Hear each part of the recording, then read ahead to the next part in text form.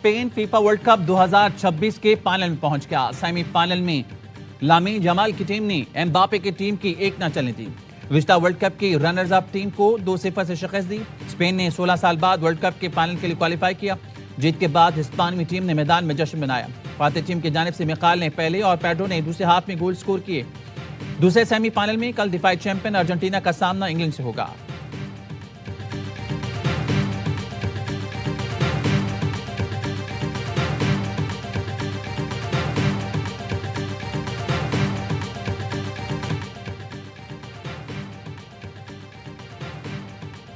ایران اور امریکہ کے ایک دوسرے کے اہداف پر تازہ حملے۔ ایرانی میڈیا کے مطابق ایران کے جزیرے قشم اور کیش اور دمشق میں شہر میں دھماکے سنے گئے۔ امریکی میزائل پانی اور بجلی کی تنصیبات کے قریب گرا۔ جزیرہ کیش میں امریکی پروجیکٹائل پھٹنے سے دھماکہ ہوا۔ اس سے پہلے امریکہ نے ایران کے کئی شہروں پر بم برسائے۔ بو شہر چابہار بندر عباس میں ایرانی فوجی تنصیبات کو نشانہ بنایا گیا۔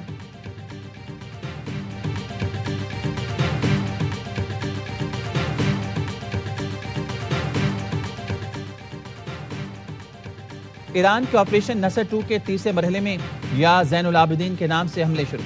پاسداران انقلاب کا کہنا ہے بحرین کے شیخ عیسیٰ ایئر بیس پر دشمن کے کئی ڈپو سینٹر تباہ کر دی۔ ڈپو سینٹر میں ہتھیاروں اور بحری جہازوں طیاروں کے پرزجات تھے۔ کویت کے علی السالم ایئر بیس پر MQ-9 ڈرونز کے لیے مختص لانچنگ رैمپ کو نشانہ بنایا۔ کویت کے علی السالم ایئر بیس پر ڈرونز کو تباہ یا ناکارہ بنا دیا ہے۔ بچوں کی قاتل امریکی فوج کے حملوں کے خلاف جواب دیا گیا ہے۔ جب تک امریکی جرائم کا سلسلہ جاری رہے گا تب تک جوابی کارروائی جاری رہے گی۔ جب تک امریکی شرارتیں جاری رہیں گی خطے سے ایک قطرہ تیل یا گیس برآمد نہیں ہوگا۔ امریکی شرارتیں آبِ ہرمز کے کھلنے میں تاخیر کا باعث بنیں۔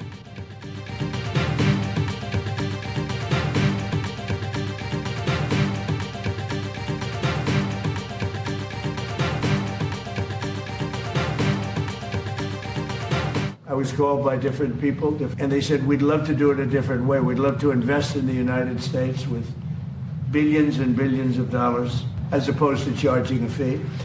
And I like that actually because I don't think anybody should be able to charge a fee for the straight. 20% tax کے بدلے سرمایہ کاری کے معاہدے امریکی صدر نے پھر پینترا بدل دیا۔ کہا مشرق وسطی قیادت سے آبِ ہرمز پر امریکی فیس سے متعلق نتیجہ خیز بات چیت ہوئی۔ امریکہ پھر سے جیت رہا ہے۔ وائٹ ہاؤس میں عراقی وزیر اعظم سے ملاقات کے موقع پر دعویٰ کیا۔ خلیجی ملکوں کے سربراہان نے کہا فیس دینے کے بجائے امریکہ میں اربوں ڈالرز کی سرمایہ کاری کرنا چاہتے ہیں۔ ہم امریکہ میں فیکٹریاں، پلانٹس اور ساز و سامان کی بھرمار دیکھیں گے۔ کسی کو بھی آبِ ہرمز پر فیس وصول کرنے کا حق نہیں ہونا چاہیے۔ ٹرمپ نے دعویٰ کیا آبِ ہرمز ایران کے سوا اب سب کے لیے کھلی ہے۔ تیل کی ترسیل پہلے سے زیادہ ہو گئی ہے۔ ایران کی مکمل ناکہ بندی ہوگی۔ ذمہ دار ایرانی قیادت ہے۔ ایران کی ناکہ بندی 1 گھنٹے بعد شروع ہوگی۔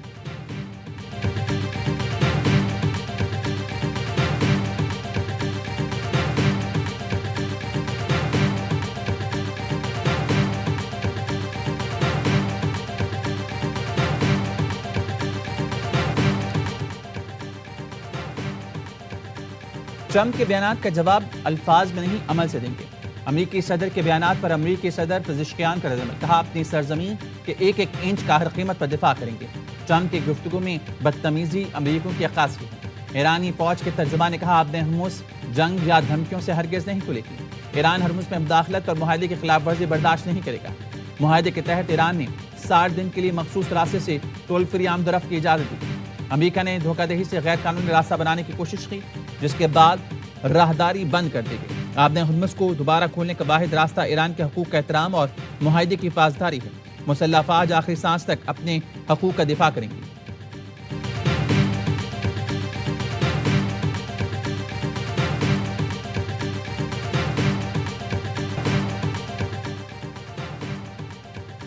آبِ ہرمز سے گزرنے پر 20% ٹیکس۔ صدر ٹرمپ کے اعلان پر شدید عالمی رد عمل۔ برطانیہ نے ٹرمپ کے اعلان کو عالمی تجارت پر ڈاکہ قرار دے دیا۔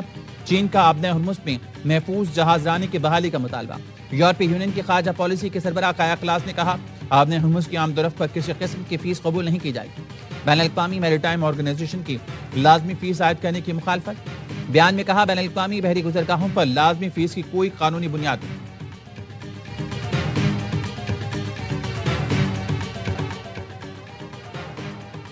عمان آبِ ہرمز پہ فریقین سے تعاون کو تیار۔ آبِ ہرمز پر فریقین کے درمیان مذاکرات کا دعویٰ کر دیا۔ عمانی وزیر خارجہ نے کہا آبِ ہرمز میں آزادانہ جہاز رانی کے لیے تمام فریقوں سے بات کر رہے ہیں۔ عمان کی ذمہ داری ہے ایران اور عالمی برادری سے مل کر پائیدار اور عالمی قوانین سے ہم آہنگ نظام بنایا جائے۔ عمانی وزارت خارجہ نے ایک بیان میں کہا آزادانہ جہاز رانی کی بحالی کے لیے تمام فریقین سے تعاون کو تیار ہیں۔ فریقین سمندری قوانین سے متعلق UN چارٹر اور بین الاقوامی قوانین کی پاسداری کریں۔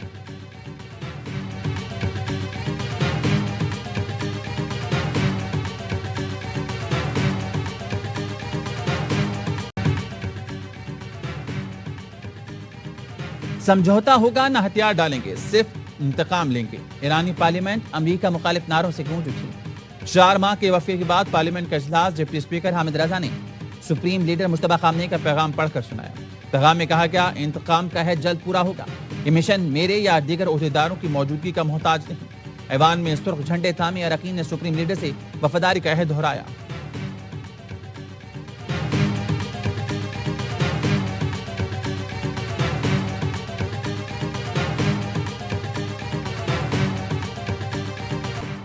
یمن کے حوثی باغیوں کا سعودی عرب میں ابہا ایئرپورٹ پر حملہ۔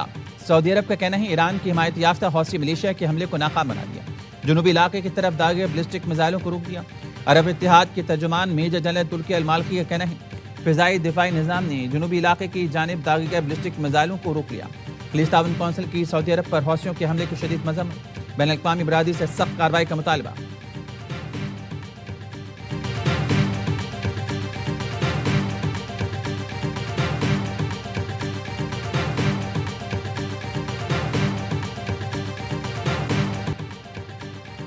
پاکستان کی سعودی عرب پر حوثیوں کے حملوں کی شدید مذمت۔ وزیر اعظم نے کہا حملے سعودی عرب کی خود مختاری، علاقۂ سالمیت کی کھلی خلاف ورزی ہیں جو خطے کے امن و استحکام کو مزید نقصان پہنچا سکتی ہیں۔ پاکستان سعودی عرب کی سلامتی کے لیے غیر متزلزل حمایت کا اعادہ کرتا ہے۔ مشکل گھڑی میں سعودی عرب کے ساتھ مکمل یکجہتی کا اظہار کرتا ہے۔ خطے میں امن، استحکام، سلامتی، باہمی مفاہمت کی کوششوں کی حمایت جاری رکھیں گے۔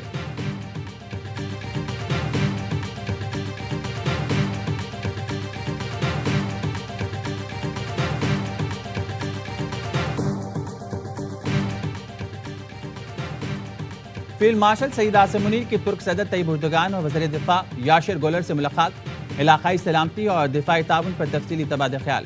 ISPR کے مطابق ترک قیادت کی جانب سے فیلڈ مارشل کا پرتپاک استقبال کیا گیا۔ فیلڈ مارشل کو ترک جنرل اسٹاف ہیڈ کوارٹرز میں گارڈ آف آنر پیش کیا گیا۔ سید عاصم منیر اور جنرل سلچک میں پیشہ ورانہ اور سیکیورٹی امور پر گفتگو۔ فیلڈ مارشل ترک لینڈ فورسز کے جنرل متین توکل سے بھی ملے۔ سید عاصم منیر کو ترک مسلح افواج کے میڈل سے نوازا گیا۔ فیلڈ مارشل نے انقرہ میں مصطفیٰ کمال اتاتürk کے مزار پر حاضری دی اور پھول رکھے۔ فیلڈ مارشل کے سرکاری دورے کا مقصد دونوں ملکوں میں اسٹریٹجک دفاعی تعلقات کو مزید فروغ دینا ہے۔ پاکستان اور ترکی نے دفاعی شراکت داری مزید مضبوط بنانے کے عزم کا اعادہ کیا۔ پاک فوج، FC بلوچستان اور پولیس کا مشترکہ آپریشن شابان جاری۔ تازہ کارروائیوں میں مزید 6 خارجی مارے گئے۔ آپریشن شابان میں ہلاک دہشت گردوں کی مجموعی تعداد 85 ہو گئی۔ 5 جولائی سے اب تک 123 دہشت گرد مارے گئے۔ سیکیورٹی ذرائع کا کہنا ہے کہ آخری دہشت گرد کے خاتمے تک بلوچستان میں آپریشن جاری رہے گا۔ وزیر داخلہ محسن نقوی کا کہنا ہے پاک فوج، FC بلوچستان اور پولیس کے آپریشن میں کامیابیاں قابل تحسین ہیں۔ سیکیورٹی فورسز نے فن پناہ ہندوستان کے دہشت گردوں کے ناپاک عزائم کو ناکام بنا دیا۔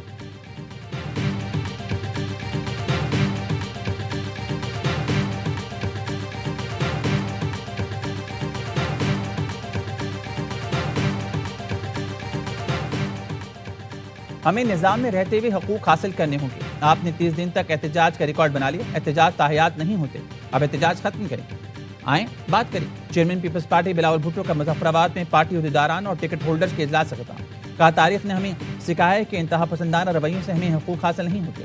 سیاسی جماعتوں کو سوچنا ہوگا کہ آزاد کشمیر کے نوجوانوں کی امیدوں کو کیسے پورا کرنا ہے۔ بلاول بھٹو نے کہا انتخابی عمل سے بائیکاٹ کرنے والی سیاسی جماعتوں کے عمل کی مذمت کرتے ہیں۔ انتخابات تک میں یہیں آزاد کشمیر میں رہوں گا۔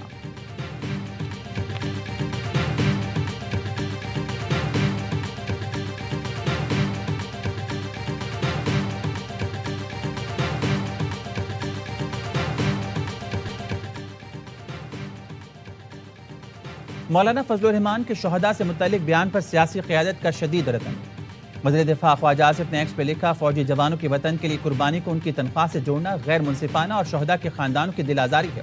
کوئی شخص محض تنخواہ کے لیے اپنی قیمتی جان کی قربانی نہیں دیتا۔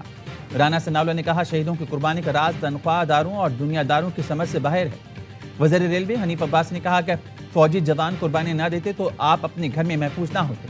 وفاقی وزیر خالد مقبول صدیقی نے کہا تاریخ کے اہم موڑ پر مجاہدوں کی خدمات پر سوال اٹھانا ملک سے زیادتی ہے. سیاستدان ایسی زبان سے گریز کریں جس سے جوانوں کے حوصلے کو ٹھیس پہنچے.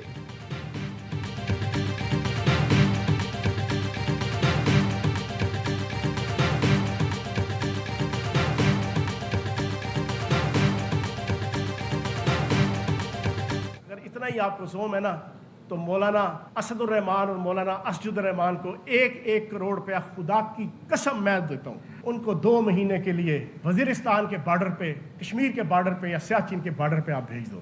تم کیا جانو قربانی کیا ہے؟ تم جناب پاک فوج کے شہداء کے اوپر، جوانوں اور افسروں کے اوپر، میرے ماتھے کے جھومر کے اوپر. مولانا فضل الرحمان اپنے دونوں بیٹوں کو سرحد پر بھیجیں، 1 کروڑ اپنی جیب سے دوں گا. استحکام پاکستان پارٹی کے ترجمان فیاض الحسن چوہان کہتے ہیں چندے اور خیرات پر پلنے والوں کو قربانی کا کیا پتہ، شہداء پر ہرزہ سرائی کرنے پر معافی مانگو.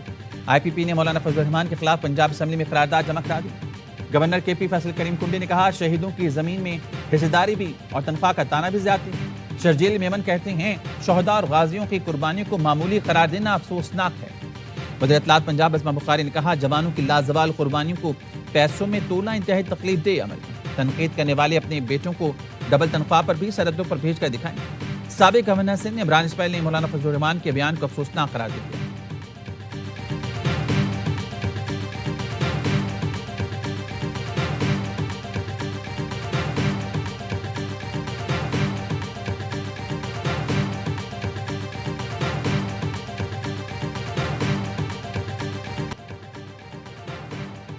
کلعدم جوائنٹ ایکشن کمیٹی کے مسلح جتھوں کا راولا کوٹ میں فورسز اور شہریوں پر حملہ، 1 اہلکار شہید 1 زخمی. مسلح جتھوں نے متیال بھیرا بس ٹرمینل کے قریب آبادی پر بھی فائرنگ کی.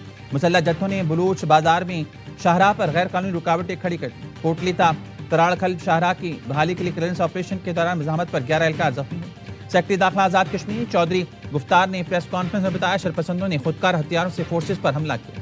یرغمال عوام کو شرپسندوں سے نجات دلانے اور امن کی بحالی کے لیے آپریشن ناگزیر ہو چکا.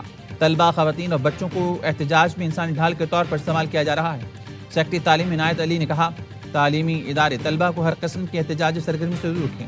محکمہ تعلیم نے راولاکوٹ کے تعلیمی اداروں کو ہنگامی ہدایات جاری کر دی. آزاد کشمیر حکومت کا قانون شکن عناصر کے خلاف زیرو ٹالرنس کا اعلان.